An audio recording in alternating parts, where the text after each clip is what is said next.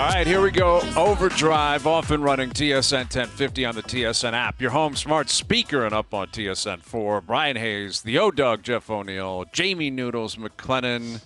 How we feeling? I got a question for you chaps. Yeah? Had my daughter's graduation yesterday, but I've been dying to know, did you guys roast and asked for the resignation of the guy that didn't vote Connor McDavid MVP? Because Well, I we didn't- still, guys, I don't know what the guy's name is, but it bothers me a lot. Like, I think he voted him fifth. Yeah, he did. He did. Yeah, fifth. It's Seth Hayes, Rosenberg or something like that? Okay, Seth, you're done and you're never voting again because there's no reason. I don't care what he comes up with. He cannot vote like that. I'm sorry. That was one of the only slam dunks in pro sports. It Hayes, should have talk been to me. unanimous. Yeah, no, I agree. It should have been unanimous. Now, what I will say... And it kind of takes away a little bit from it's No, like... it doesn't. It doesn't. Hang on a sec. Come on. McDavid sitting around the campfire can say, you know what? Unanimous MVP. 1,500 first place votes. Automatic first, unanimous. And this guy ruined it. It would have been cool for sure. I wonder if there's a chip on the shoulder element. Can this guy Tom Brady this? Can McDavid Tom Brady this and go and absolutely put on a clinic next year for Seth? This one's for you, Seth. And McDavid goes out there and somehow Did Seth speak for himself? I think he's spoken, to some people off the record. Listen, he put Pasternak one. I think it should have been McDavid. I think it should have been McDavid unanimously. But I can understand. There's no thinking, Hayes. It's a slam dunk. I can make an argument for Pasternak. Right. He had 60 goals. He had way more points than anyone else on his team, and it was the best season in regular season history. No. I can understand it. I don't agree with it, but I can totally understand it. But it's McDavid. No, you're not. You don't believe fifth. what you just said. No, you're humoring Seth. No, I'm not humoring Seth. What I'm saying is I get Pasternak one. I don't agree with it, but it's not like he put a third-line player from Pittsburgh first. He put a guy who had 60 goals on the best team in regular season history. Okay, if McDavid's two on the ballot, I'm not sure we're really reacting the way that we're reacting. It's the fact that McDavid was fifth. Yeah. Is what really he had Jason Robertson ahead of him. He went down the list. I think. Like that's a stretch. That's enough. That's enough to counter your argument for Pasta, your reasoning for Pasta. This guy had him fifth. That's it. You're not voting anymore. Seth, goodbye. But you know what? Somebody sent us his overall picks. So he had McDavid fifth. He didn't have Carlson up for the Norris at all. Completely left him off. The Calder, he had Matty Bernier at second, so that's fine. The Selke, he had Bergeron at fourth. And then the lady being Kopitar, who won it, he didn't have him on his list. So the guy's not even watching hockey, Hayes. Well, he was going off the board. It's like us voting on the water polo awards. Right. We don't know. Could be a dartboard situation. Could be get the kids to do it. Everyone has a good time. Who knows? But in the end, McDavid still got his heart. He still got his Ted Lindsay. And I think Connor McDavid's going to be fine. That just floored me. Couldn't believe it. And I don't get to vote, and that guy does. I was asked 10 years ago, hey, O-Dog, you want to vote on some major? Yeah, I'm honored. I'd love to. Never heard back from the guy. Really? And the guy knows who it is. That's a shame. Guy knows who it is. Yeah, he called me and he goes, I'd love to have you possibly. Hey, he even mentioned your name. Really? I've never been included in anything. Yes. Anything. Possibly. What are you talking about? Some, I saw him on the Jay show last night. This guy that's different. There Jay's a man of integrity. Jay actually wants people with legitimate. Anyway, we were asked, and I said, it's about time you started asking some people like me and Hayes. And then it was just feathers. So, Seth, you're gone and we're in. Yeah. I got to vote. I voted. Noodles, I know. Of course, Noodles has got to vote. Of course. The point is, Seth's voting and we're not. Yeah. Well, we don't get a vote on the athlete of the year. There's interns in that room making pitches. The three of us, here we are. We think we got a pretty big show in this country. We have to do Lou Brown Awards. We do the Lou Brown Awards instead. Yeah. Put that. That's all we got. The Lou Brown Awards. Here we are, probably the biggest audience in the country, and we're doing the Lou Brown Awards. Not the best. Yeah. Not the best. But, hey, what are you going to do? What are you going to do? You move on and you Insane. And you talk and you have fun. And you have fun, right? You have a good time, and that's all that matters. I guess. Well, What's the sense of coming up with hard-hitting stuff? We might as well just be morons because we don't get to vote on anything. We got the Lou Browns. We got the Lou Brown Awards. Hashtag. Yeah. Put that on a shirt. We got the Lou Browns. And I think love it. the Lou Browns are really picking up a lot of steam. We've been doing it for a few years now, and I would rather be a part of the Lou Browns. I'm going to say it right now. You can keep your awards. You can keep your athletes of the year. I'd rather really put effort into the Roger Dorn category and the Willie Mays Hayes category and the Ricky Vaughn category. That's where we can really make a difference. It's kind of like Dear Hazy V, right? We can really help people, I think, with the Lou Browns. Yeah. There's a lot going on. We got the draft tonight. We got some signings coming in. Here's David Kampf getting a deal. The old 4-year, $2.5 million contract for David Kampf, which I have to admit I was surprised by. I was quite surprised. Well, I didn't think David Kampf would be in a situation to get 4 years for starters.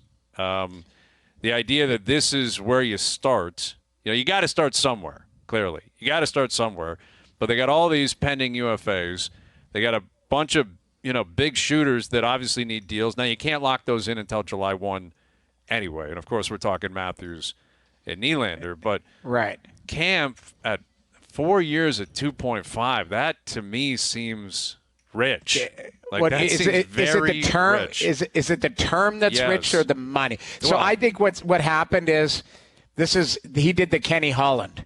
Kenny Holland will say, what number are you looking for? And that's what he'll break down the years. He'll give extra years instead of the money to make it work. Sounds like he did that with R&H, I think with Zach Hyman, situations like that.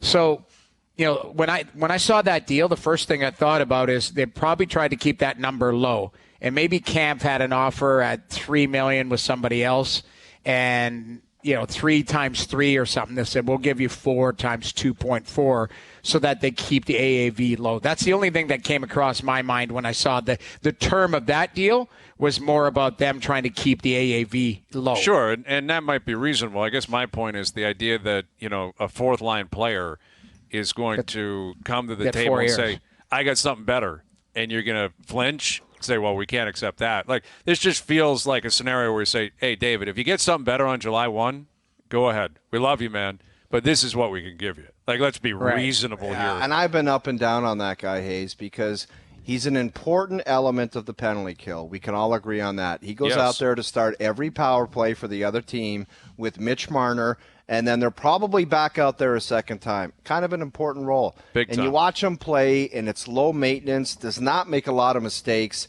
makes generally the right decision with the puck. Smart player. He's going to get you 5 to 7 goals a year. That's what you're talking about. You ask much more from a fourth-line center, but you just wonder if it's the more I liked him, like I said to myself, sign this guy long-term because it's low maintenance and he doesn't hurt you. But then I thought, is he one of those guys that's just kind of quiet and goes around his business? Like, they got enough of that. Another one of the same guys. Well, it's you know what I mean? Another one of the same. I almost thought there would be a little bit more of a boisterous, rambunctious player with a little bit more jam that might kind of help elevate the tempo and the whole attitude of the team. If that's not out there, maybe I guess you got to fall back on Kampf, but I don't know. Reliable player. He's going to get you 5 to 7 goals. Stays healthy, plays every night. And he goes out there in the penalty kill. Starts in his own end, all that kind of stuff, which is important. But you know what you're intimating, is he's not aggressive. Like, that's the thing. Like, fourth line to me, look at on that a team that line. lacks aggression enough. Well, that's my point. Look at Vegas's fourth line. They were bastards to play against, right? Yes. And I say that respectfully. Like, they were big, fast, mean, and they chipped in offensively. So, if again, you look at copycat league, your fourth line should be a handful. And I don't know what that is. Handful of Jamie, speed, you know what? handful Now of that you skill, say that, handful of irritability. That's what Vegas won on. They won the cup. That fourth line was a big part of it. How many times are you watching that, Florida try and get something going, and that fourth line was all over them? Jamie, now that you said that watching Vegas's fourth line and just other teams' fourth line that kind of had some energy and bite, That's where I would kind of go back to Kampf and say, like, is that what you need or want? And I know it's recency bias because Vegas just won the Stanley Cup. But do you want the quiet, kind of safe guy who doesn't hit and he's smart with the puck? I don't know. I always say if the Leafs win the Stanley Cup next year, you'll be like, man, that's a great sign. Well, of course. You know what I mean? That's always the case. If you win, you don't have to explain anything, and you're a genius. And what this symbolizes to me, more than anything, this locks in what I've been a believer in for weeks now. And you mentioned I was on with Onright last night, and that was the first thing I was hammering home. What was the basis of the appearance? I'd like to know. Oh, I saw it. Just an invite from my buddy Jay. They just wanted me to come on, and you know, he was peppering me, dude. He was Larry King. I felt like I was on Larry King. Like Jay was all really, sports or just hockey? No, it was just about the Leafs, you know, and what they're up to and what they could get into, you know, in the future. And the first thing he asked me was, you know, about Keefe returning, and what I said, and I've said it countless times on this show, is it has become abundantly clear to me, and I think this Kampf situation basically solidifies it. Brendan Shanahan told whoever was coming in, you're not doing anything. And Shanahan believes that regular season success trumps playoff failure. It's very clear. Very, very clear. That doesn't mean he doesn't want to win. Of course he wants to win. Doesn't even mean that he doesn't believe that this can win. I hope he does. But the idea that Keefe returns, by all accounts, the big four are going to return. Maybe they don't because Willie outprices himself. But to the point where the fourth line center is returning, it's basically just make the playoffs again. That's the messaging. Bring back the team that just makes the playoffs. And they do that every single year. Well, and then roll the dice in the playoffs that something will break your way or guys will come alive and have the greatest spring of their lives. But it is abundantly clear to me, and Trey Living, I think, has to go based on marching orders. Like, I'd love to get Brad's take on this. You're telling me you come in here and immediately you got to give Kampf a 4-year, $9.6 million deal? Like, that feels like what Dubas would do if he was still here. And, you know, I think it's basically the regular season, you're going to get 110 points. You can make the playoffs, and that's what we're going to keep doing. Yeah. Well, I would put it like a more positive, spin on it. Would be, Hayes, when you have an elite talent like Austin Matthews, and you are putting up 110 points, sooner or later you're going to break through. As opposed to just go out and get 110. You know what I mean? You kind of put like that sarcastic spin on it, where it's like just do what you do, and we're happy with that. I'm assuming they're hoping. Do what you do in the regular season, and one of these years you guys are going to break through. That's exactly it. Oh, and I guess that's what I'm pointing to, is that this team is a very good regular season team. They are an elite regular season team. And I fully expect if they bring back effectively the same and there will be changes. Of course there's going to be turnover. There's always turnover. But if you bring back, you know, Samsonov and Wall and net, you know, a few of the same defensemen and a number of the same forwards, give or take, then you're going to have the same skeleton of the team that is an elite regular season team that has not been able to change their playoff success, right? Yes, they did against Tampa, and then sure they ran into Bobrovsky, but they went down in 5. You know, they lost in 5 in the second round. And again, you can look at it both ways. You can spin it as a positive that you keep punching a ticket. And I understand the allure of that. But I can't, like, I think it would be difficult for a Leaf fan to look at this and say they're reacting to the playoffs at all. And they haven't for years. Like, they always just come out and effectively say, we're running it back. And it's like not a reaction to the playoffs. It's, well, hey, the regular season's awesome. So we're going to keep doing that and hope it changes. Where you are seeing other reactions around the league, Hayes, like the LA Kings seem that, like, they get beat by the Edmonton Oilers. They're like, we got to load up and get better players in here. We got to get Pierre-Luc Dubois. Who was the Fiala they got last year? They're continuing to try to say, we got to make a push here. And you're right with the aspect of the Vegas Golden Knights. They got rid of Pete DeBoer, who's one of the top coaches in the league, and said, we think there's a different guy out there. I don't agree with that, but they just won the Stanley Cup. And there's not much reaction here. Can they do it with their D-core in the coming weeks? We're going to have to see. Sure. But it's a great statement. There's no reaction to the failures. Well, look at what Vegas just did an hour ago. Riley Smith won a Stanley Cup for them. One of the original guys, loved their fan favorite, put up points. Sorry, you're gone. Third rounder, Pittsburgh, gone. Vegas does their business. Yeah. And there is tough decisions, Jamie. They are tough decisions, but there's tough decisions to be made here, or is there? That's what you're saying, I'm saying, Brian. Noodles. This is not a cap squeeze. This is, we'll keep you for 4 years. It's okay, all right, you're bringing Kampf back. All right, let's see what else is going to happen here.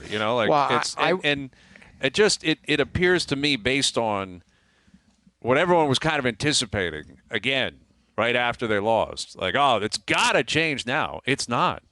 It's not. It's more than likely not going to.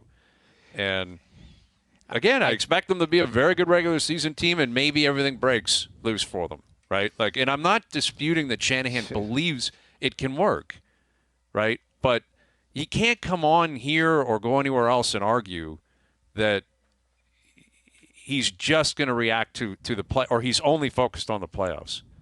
Because if you run back, a lot of the skeleton of a team that's been here for years, then and there are different versions of it, but at the end of the day, the main characters are all the same. They say it year after year. This group is very close, and this is the best version of us. And a lot of times, the version in the regular season is somewhat better, and then the end result is the same. Mm-hmm. Well, I think in our minds, and maybe this is falsely or not, we thought if they didn't go deep into the playoffs, there's no way in hell they're bringing back that core. And I think everyone was kind of bracing for that, and that's not the case. Everyone said it, Jamie. This is the last gasp for these guys, all of them together. Last chance. It seems like we've been saying that for 4 years. But we said it. Chris Johnston even said it. Chris Johnston, CJ said it for the last 2 years. You'd have to think this is the last chance these guys are going to have all playing together. And then a month goes by, and it's like, yeah, they're going to do it again. Well, they're going to do it again. Again, to be fair to Shanahan and I guess now Treliving, they are a believer in patience. They believe they have the right ingredients, and I think they truly believe that. It doesn't matter what I think. It doesn't matter what you think or the fans think. They're the ones that are going to pull off the moves. They're the architects here, and right. Yeah, but how many times do you continue to roll it back, Hayes, where somebody has to say to you, how did you keep thinking that was going to work and it's not working? I don't know. Only they can answer that. No kidding. Can't. Right. Yeah. And that's really what it is. He's been on the job for a month and a half. It's not him. Well, they signed Holmberg, too, Pontus Holmberg. Treliving's that was probably, AGM's going, this guy's available. We're going to bring this guy back. That wouldn't be Brad Treliving. It would be Brad Treliving's, name on the contract, but he probably wasn't zeroing in and saying, okay, Holmberg, we have to bring this guy back too. It was probably predetermined that they were going to bring back certain guys, and that's it. But I want to say this. Again, it's only June 28th. Let's see what this team looks like October 1st or whatever, because I still think there's going to be lots of change. And change might come through osmosis, where it's a contract squabble or, a player that you feel that is all of a sudden a player is available that you didn't think is available. Because I think we're going to see that too. I still believe all hell's going to break loose here tonight or tomorrow. And into free agency. You're running out of time with that little saying. Well, okay, so you that sound was a like big Pierre LeBrun every year. He's like, guys, this is going to be nuts on this offseason. Well, I'll tell you what, that was a great trade yesterday, was it not, for both organizations? The Toffoli I thought deal? Winnipeg did pretty well. Oh, the Winnipeg deal, sure, yeah. The PLD deal. And Toffoli, Toffoli had a career year. Yeah, they should. I think they should have got more than what they got, but he's got 1 year left. You're not a Sharon Govich fan? Well, it's not. Come on, give us your intel on Sharon Govich. Toffoli had a career year. He had a great year. Yeah, he did. But, he had 34 goals and 73 points. He's a great year. He had his best season at how old is he? 31. Yeah. So he play as a 31-year-old. He's not getting any faster. If he wanted a long-term deal, wasn't going to be with Calgary, I don't think. And, you're coming off a great season, but you also have to understand maybe he regresses and goes back to 24, 26. Like maybe he's a mid-20s goal scorer. That's probably what, Noodles. I'll be watching that Right. Pierre-Luc Dubois like a hawk this year because he's trotting around this league like Eric Lindros in his prime, and he's got 63 points as his career high. 27 goals. He's scored twice. I think he had 28 once. But it's like, this guy I want out of Columbus, I want out of Winnipeg. It's just like kind of Jack Eichel. I'm wondering when it's like just a guy that's regarded as talent. And 27 goals is nothing to, Yeah. Well, LA obviously is willing to Yeah, invest. but it's just this guy's got to become a primetime player. Like, I'll be watching that guy like a hawk. You want it out of there. You want it out of there. Let's see you play now. Just like Eichel did in Vegas. He started playing and being a competitor. That's what I expect from that cat. Because, fair. you've had your little big shot moments here. Let's see you play now. Yeah, at some point you have to deliver. And, LA's given him an 8-year deal. Like, it seems like there's a pathway for him to be a big part of LA if they have some success. Now you got to deliver. You're right. Like, are you going to say I want out of LA now too? It wouldn't shock me. Columbus, Winnipeg. Well, Columbus and Winnipeg are different more than acquired taste of markets, correct? Right. Different than LA. I'm telling you, it's talked getting about that, scary, right. man. Vegas, Tampa's, Florida's, Los Angeles. It's like, I'm worried. It's turning into the haves and have-nots, man. Where guys want to be in Manhattan Beach and South Beach and Vegas. It's like, well, you're right. But the thing is you build a winning program. Players are going to put their hand up. If somebody is a free agent right now and Edmonton Winnipeg was a winning program for McDavid, 5 or 6 straight years, and I everyone agree. just said, check, please, I'm out of here. You're right, until they're not, though. That's the thing. They haven't turned the corner, and they're going to break up that core. That's it. The start is there, and we'll see if Wheeler gets bought out. We'll see if Scheifele gets traded, Hellebuck gets traded. Like, to me, there's going to be a lot of movement here from Winnipeg. Yep, it's moving in that direction for sure. So the Leafs are on the board with a David Kampf deal, 4 years at $2.4 million, and Pontus Holmberg, a 2-year, $800,000. So Holmberg may very well be with the Marlies, and it's not going to affect the cap. But he had a cup of coffee last year, a good depth piece. Like, that's something that they need to have coming at some point, is younger guys that can infiltrate the roster, right? That's another thing. I'm not jumping on Kampf. I like him as a player. But ideally, you have a 22-year-old who can do that job for $850. But it doesn't appear as if that's the guy, because even though they just signed Holmberg, I think I'm not this sure guy they expect averages it. like 15 minutes a night. This Kampf. Kampf plays, and he plays every night. Yeah, he plays. He plays He every does. single He night. does. Like, he plays every single night. This is nothing on David Kampf. My bigger picture is just what I talked about. I want to see some guys with some irritability. I'm sorry. Like, I think that's coming. playoff type. I hope. I hope. That's where I think that's where the league should trend back, because we see it in the playoffs every year, right? We absolutely do.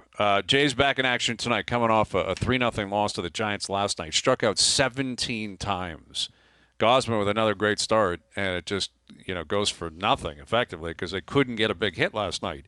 John Schneider's coming up. His take on what went wrong last night, what we can expect tonight.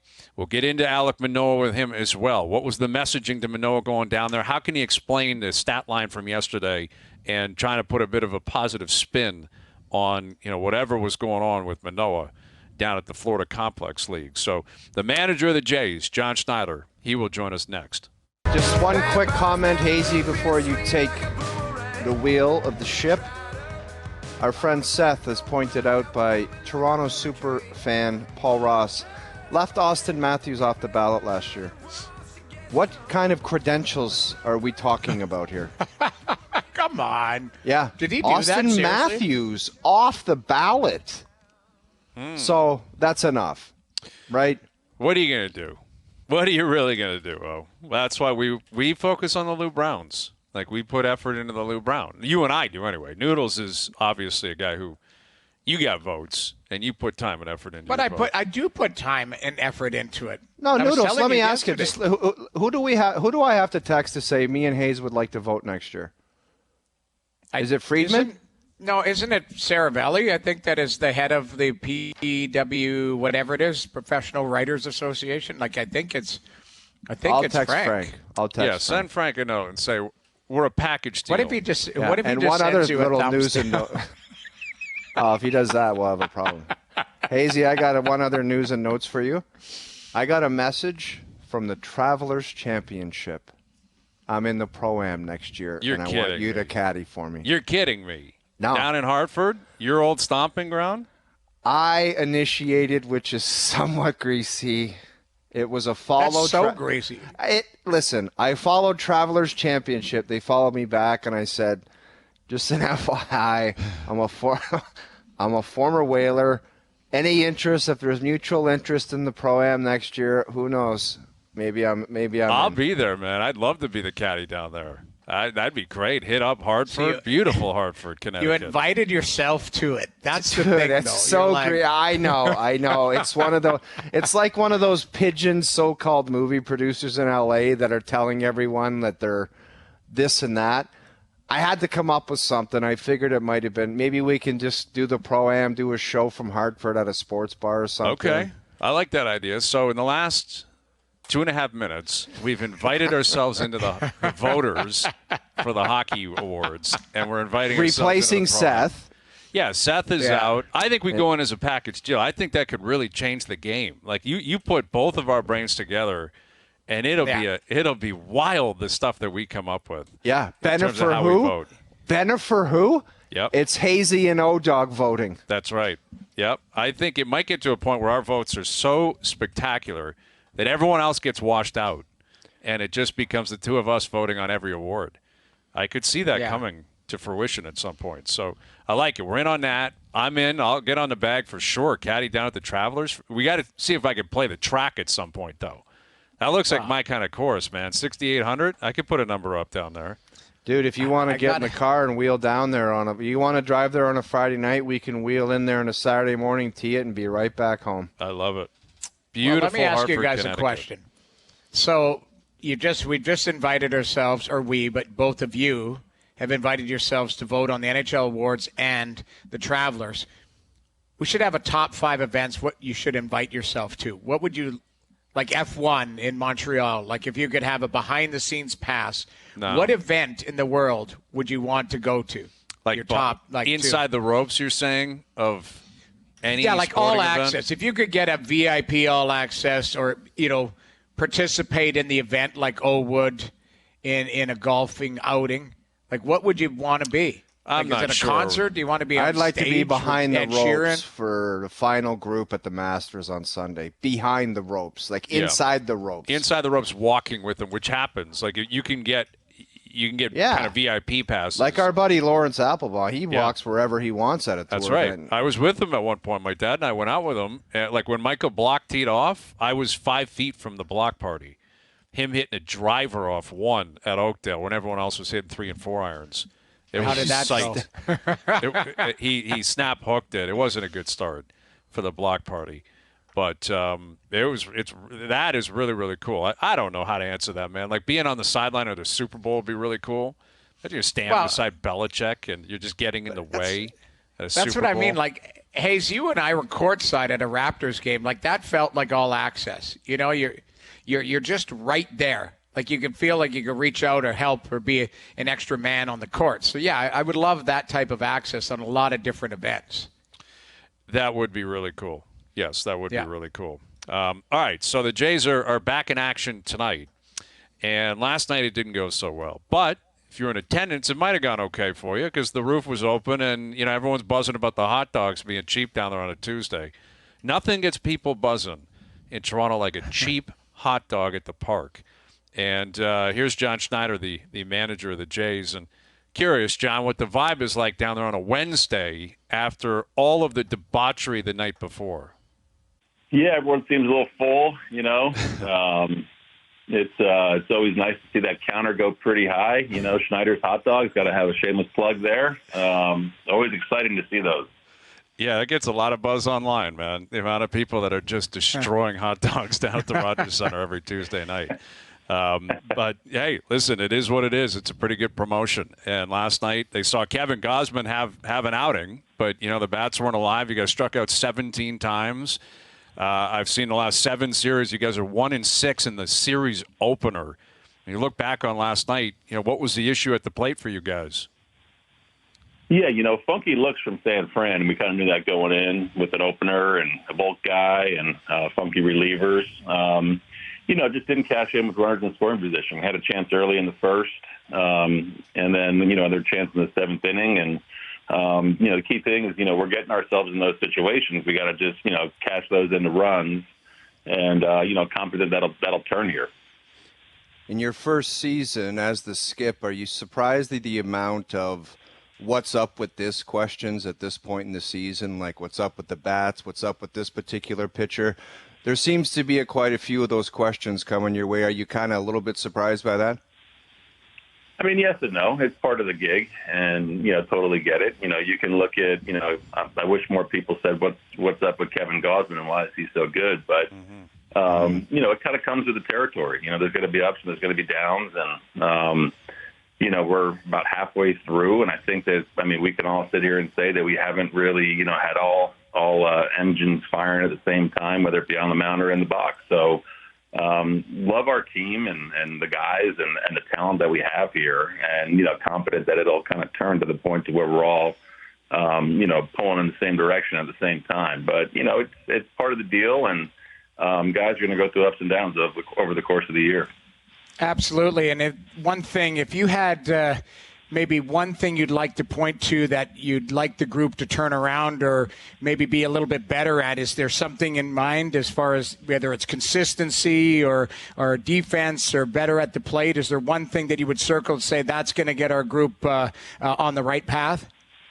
Well, I think over the course of the year, we've been pretty consistent both on the mound and defensively. I think what you look at is, we've had some really good performances offensively. I think Bo's been one of the most consistent hitters all year. I think that you look at 1 to 9 and we're as dangerous as anyone. And I think it's just getting a consistent approach from all those guys at the same time for a sustainable amount of time. You put that together with, I think when you're kind of grinding to score some runs, you tend to be a little bit too aggressive on the bases. And I think just kind of keeping those outs on the bases at a minimum and allowing the offense to kind of get rolling a little bit. I think those two things, if we can keep the pitching where it is and keep the defense where it is, we'll be in good shape. With John Schneider, manager of the Jays, and you've been on the job for just under a year. And when you came up here, you came up with a bit of a different attitude and a little bit of a different philosophy in terms of taking over for the team last year for Charlie. And then you got to spring training this year, and it felt like it was a very different message. And I don't think it was only from you. It felt like the front office applied it as well by shipping some guys out and bringing in guys like Kiermaier and Belt and Varsho, et cetera. And you pointed to fundamentals. You pointed to big boy baseball. Do you sense that message has gotten across through 80 games? I think it has, yeah, for sure. And I think that we still haven't been, as complete as we hope to be in all of those areas. You always try to evolve around the personnel that you have. And I think that on a nightly basis, we're going to be, as good as anybody defensively and on the mound. And you have to really just kind of, pivot with the season and say, okay, we need to, probably score some more runs when the opportunities are given to us. And we're putting ourselves in great opportunities to score. It just hasn't been consistent. So I think the guys get the message, and they also understand that there's been times where, we've given games away. And that's going to happen over the course of the year. There's going to be lapses, but they all understand. They've talked about it enough. They talk about it all the time, as do we as a staff, where, if we're bringing our A game, we're going to be tough to beat. And it's just a matter of putting that A game out there consistently. Where are you at with Vladdy's game as far as, defensively he's outstanding, and offensively, do you think there's a little bit more there for him? Yeah, no doubt. I think, the last probably week or so, you're starting to see him, scratch the surface a little bit. Again, it's, Vladdy's expectations, or I think the world's expectations of Vladdy are pretty damn high. We're still talking about a guy with an 800 OPS and hitting 280, and he's got 11 home runs, I think. But I think he's turning the corner, and it's no secret that kind of as he goes, we go too. And when he's a big part of driving in those runs, getting some big knocks for us, I think that's when you're going to see us really take off. But I've seen just recently him, I think outside of last night, trying to shrink the zone a little bit and really put his good swing on balls he can do damage on, and understanding how the league is trying to attack him. So if he gets rolling, man, I think we're in a really good spot. I think he's definitely really close to getting there. But I see him really trending in the right direction. Yeah, it's one of those things with Vladdy where, you mentioned his stats, which the average player would love, but he's not the average player, right? And Sure. you know that, John. Right. I mean, obviously the expectations are extremely high based on what he did a couple of years ago, even what he did last year. And, we've had a number of people on the show. We've talked about it extensively where, his exit velocity, even though he's hitting into a double play, like we're supposed to be somehow happy with that, or he's putting on decent swings, but he's still hitting into double plays and killing rallies. Or, how do you balance, okay, you're seeing some good things, or analytically there might be some decent statistics there, but then you actually look at it and the production, and you got to put runs on the board, and it just hasn't been good enough with Vladdy.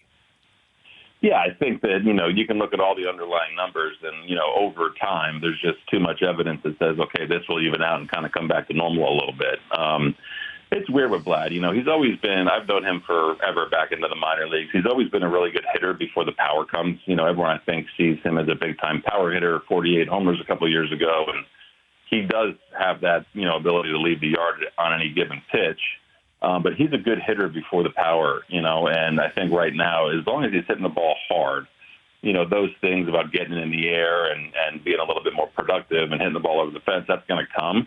If it was to the point to where, all of those underlying numbers were down, you start to kind of, look a little sideways and say, okay, what's going on here? But over the course of the season, you got to just be confident and convicted that those numbers are going to kind of stabilize a little bit and get back to his norms, and we're very confident that they will. With John Schneider, the manager of the Jays, which I think is a segue into what I would argue has been the biggest story of the season, and that would be Alek Manoah. And obviously Alek is a guy who hit the ground running a couple of years ago, had a phenomenal season last year, gets the ball opening day this year, and it just never worked for him. And the whole world was buzzing about, the box score yesterday and the stat line he put up down in Florida yesterday. And we haven't had you on since you guys sent him down. So I'd like to go back to that date when you sent him down to the Florida Complex League. What was your message to him?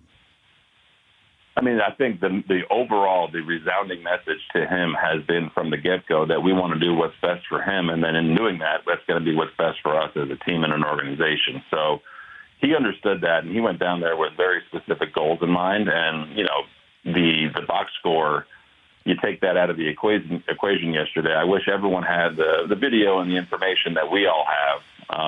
So what does the video show you then, John? Because obviously we don't have access to it, and it's really, these are daunting statistics. 11 earned and 2 home runs in the Florida Complex League. I mean, I'm sure you can understand the reaction. So what did you see that can allow people to take a step back and say, okay, all right, I can reason with that based on your messaging? Yeah, great question. I mean, I think for one, the things that we're talking about with him that was kind of eluding him when he was here was the strike percentage, whether that's 0-0, 1-1, or 2-1, the velocity, the delivery, the tempo in which he's working, the tempo in which his delivery is. And those are the specific things that, he's been focusing on, that he's been working his ass off on, and that we saw yesterday. We saw the velo where it should be. We saw the strike percentage where it should be. Results aside, I mean, for those that don't know, the Florida Complex League is basically a backfield at one of the, spring training sites, and it's not the most enthusiastic environment. You have probably a 19-year-old umpire just learning how to, call balls and strikes. You have a very young defense behind you, things like that. So I think a pitcher of Alek's caliber, for him to go down there and pitch in that setting, it's a little bit tough. But at the same time, he's focusing on the things that we've been telling him to focus on, and that's why we feel fine about what he did yesterday. It wasn't just yesterday results; it's all the work that he's been doing the last couple of weeks to kind of put him in position to hopefully get back to us. So the things that we've been talking about, he's been making great progress in that, and we're confident that his next time out is going to be a different story. Is the intention to keep him down there? Like, if the environment's not great for him, would it make more sense to get him in AA or AAA? Yeah, it could be an option. We're kind of talking through that now. He's going to throw a bullpen, I think, on Friday down in Florida, and we'll go from there to see where that next outing may be. But, again, I think it's, for the situation that he's in, he's tackling it head on. And, he understands that all the adjustments he's going to make or is making right now are what's best for him. And I think that's our goal as an organization for every player, but especially a guy like Alek, who we know can have a direct, really, really big impact on our team, just like we saw him do last year. So, again, with the goal of doing what's best for him in mind, we'll make that decision in the next couple of days where his next outing is. And you send him down there and, respectfully, is it with a laundry list of things that you feel he needs to work on? I say you feel, but as an organization, for him to work on to get back to that top caliber that we saw last year, whether it's conditioning, you mentioned delivery, mechanics. Is the pitch clock something that is factored in as well that a lot of people have been talking about? Maybe that is jamming him up as well? I mean, it could be. I mean, I think you can say that for a lot of pitchers around the whole entire league this year, not just Alek. You've heard a lot of people talk about how different it is. And Alek was a particularly slow worker last year. So, yeah, of course, that's an adjustment for him. But it wasn't so much a laundry list of things to go down and work on. It was a pretty specific and very unified message that was given to him, and he's tackled all those things head on. So, again, I think that's why we're encouraged, with the work that he's been doing, and results yesterday aside. We think that, he's in a better spot than where he was, when he left us. And hopefully continues to make progress. How much of the issue with Alek, based on what you saw maybe in the spring and throughout his starts this year with the big club, how much of it is derived from conditioning? I don't think so. I think with anything, pitching starts and ends with mechanics. And it's just like a hitter. When your mechanics are solid, when they're sound, it allows you to kind of make adjustments in game. When your mechanics are a little bit off, and your delivery and your tempo is a little bit different, you're going to have trouble throwing strikes, just like a hitter would have trouble making hard contact. So it's almost, going back to what we're talking about with Vlad, if something was off in terms of exit velo, you kind of go, okay, let's make sure that all the mechanical things are right. With Alek, I think it was just, kind of comparing his delivery to where it was last year and the year before to where it was this year, and realizing that there were some differences and trying to attack those, while he's been down in Florida. I'm always curious how, the clubhouse reacts to a story like this where Manoah's an everyday guy. He's a huge part of who you guys are and what you've been doing for a couple of years. How have the players responded? Do the players want to keep up to date on that, or are they just so busy with the day-to-day grind and the bigs that that's not really a possibility? No, it's the exact opposite, especially the starters. They're in constant touch with him. I think it's great that Hyun-Jin Ryu and Chad Green are down there with him every day. Some familiar faces for him to kind of bounce some things off of. But the guys, they're still in touch with them. They understand he's a big part of what we're doing and what we want to do, and a big personality in this clubhouse as well. So, as much as we do have, staff too. I mean, I can't say enough about the communication of Pete Walker and myself with Alek. Pete more so than me. But I think just these guys don't lose touch with him, because he is such a big part of what we're going to be doing. Not this year, but going forward. And, as busy as they are, they're making time to, check in on them as well. Has there been any asks from the fellas about the home run jacket or something like that to return? I thought it went away and it maybe was a one-off throughout the league. Now it's gotten to the point, it's full, helmets with horns on them and full get-ups. Are the boys saying, we started this, let's maybe circle back on it, or have they just let it slide? No, again, that was all the players to where they decided that, the jacket had kind of run its course. And, if the players come up with something different, I'm all for it. I'm all for having fun. I've always said there's a fine line between fun and silly, and there's probably nothing sillier than putting on a jacket or a helmet or a cape when you're down by 5 or 6 runs because you ran into a homer. Agreed. So, again, that's the players' deal. It's up to them if they want to bring something new in. But at the same time, we're trying to celebrate more than just home runs. We're trying to celebrate, good defensive plays, quality outings, and good at-bats, right? So whatever the players come up with, I'm all for. Well, yeah, I think that would go a long way in terms of what you guys are driving towards. You're well above 500. You're only a half game out of the wild card spot. In terms of the tone around the team and even within the clubhouse, the fact that the Rays have run off the start that they've started with, it's kind of similar to what the Yankees did a year ago. Yeah. I'm curious where where the focus is at in terms of the standings. At the end of June, how do you guys approach? You still got a lot of ball games left to be played here.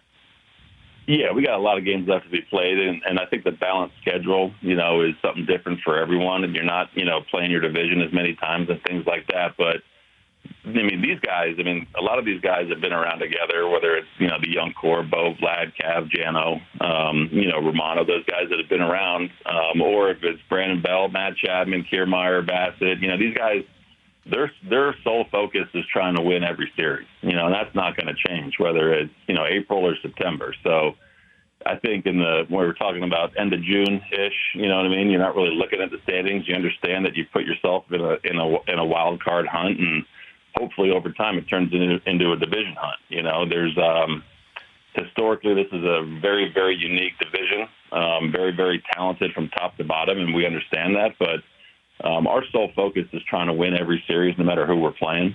And I think if you can kind of do that consistently and keep plodding along, you look up and you're exactly where you want to be at the end of the year. This isn't a story that would be happening with your club, but it's a massive story league-wide that I know you're aware of. Shohei Ohtani struck out 10 guys last night and hit 2 home runs. Yeah, he's doing okay. He's doing all right. And I'm just curious, as a baseball fan and purist yourself, John, and is that something where you can show up at the park and you're sitting there saying, can you believe this guy? What? He's not normal. He's not a human being. It can't be. Yeah, seeing him, up close, you have a really good appreciation of what he does every day. The fact that he pitches and hits and he's hitting the next day, people don't understand the physical, tax that is a starting pitcher and how you feel the next day in terms of recovery. And the fact that he's doing it at the same time and then going out and hitting the next day and the next day, it's something that this game hasn't seen in quite a long time, if ever. His skill set is very unique when it comes to power, when it comes to pitching, when it comes to running. Like I said, you see him up close and you kind of go, okay, that's different than everyone else in the league. So as a baseball fan, you appreciate it. You have to kind of give a lot of credit to what he's doing. And at the same time, hopefully he's not doing it against you when you're playing. You know what I mean? So it's, but as a baseball fan, man, I don't think anyone in a really long time has seen anyone do what he's doing right now. No, it's wild, man. It really is. Giants tonight down at the Ryder Center. The Jays coming off a 3-0 loss last night. They're 43-37. Got a lot of ball games ahead of you, so the best of luck, down the road. I'm sure we'll do this again real soon, John, and we always appreciate you taking time for us. You bet, guys. Thank you very much. I appreciate it. There he is, John Schneider, joining us ahead of Game 2 tonight against the Giants. This Giants team, man, they're good on the road. They are winning a lot of ball games. It won't be easy tonight. OverDrive brought to you by FanDuel, bringing you everything from the opening line to the final score. We'll get to our best bets still to come. Ray Ferraro in about 15 minutes. OverDrive continues. TSN 1050N on TSN 4. All right, Ray Ferraro coming up, and Jerry's percentages coming up in hour 2. We'll get Ray's take on what the Leafs have been up to and what he expects in the future. Milan Lucic apparently heading back to Boston. Fred VanVleet might be getting $80 million from Houston, and the Jays are back in action tonight. There's a lot to get into. Golf picks as well. The Rocket Mortgage. OverDrive continues. TSN 1050 and on the TSN app.